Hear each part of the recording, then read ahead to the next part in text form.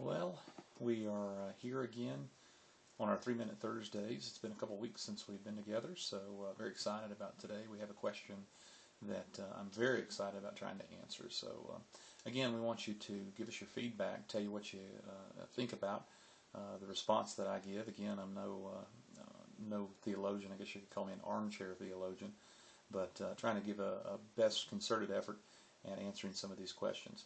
Today our question comes from somebody in the life of the church. They're asking, do we think that a person that doesn't believe in the virgin birth would still be able to have salvation? Or in other words, if there was no virgin birth, is there still a salvation through Jesus Christ?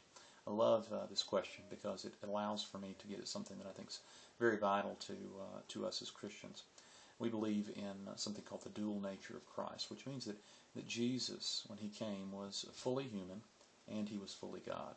And the interesting thing about this is that everybody understands that Jesus was a historical figure, in that he lived and did his ministry there in Jerusalem. Everybody would agree with that. Historians, non-Christians, and Christians agree all alike. At a certain particular point in time, Jesus came upon the scene of history, and he did some incredible things. I have a number of non-Christian friends that will tell me, I love to hear the teachings of Jesus. I appreciate what he emulated in his life, the peace and the tranquility that he lived and exemplified in his life, and the way that he wasn't afraid to stand up to authority that was persecuting others. And so they connect with that, and we all agree that Jesus was fully human. But we, in the Christian tradition, believe that Jesus was also fully divine. And what that means is that the entirety of who God is had to be in Jesus. And it's because of our inability as humankind to live up to the holy requirements that God has for us. We all are born into original sin. And because we're born into original sin, we are going to fail at ever living up to the standards that God has for us. That's just a reality of humankind. We can look throughout history and see that.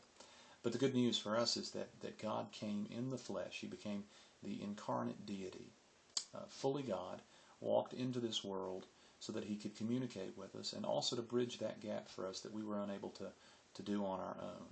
And so when we say that Jesus came as fully God, then we have to recognize that he could not have been born as just a normal person and for salvation to exist. In other words, without him coming to Mary in the miraculous birth that happens, the Immaculate Conception, then we really have no hope, because it's only through that God, through Jesus Christ, could be perfect, without sin, blameless as he walked upon this earth. Because had he been born as a regular child, then he would have been born into original sin. But because he was in the Immaculate Conception, then we can see and believe that God has paid the ultimate price with the sinless, blameless Lamb that goes before us to take on the sins of the world and thus give us the salvation that we need. And it's only through Jesus, the way, the truth, and the life, that we receive this. Does that mean that we think people that believe that are heretics or anything like that? Well, that's up between God and that person to decide.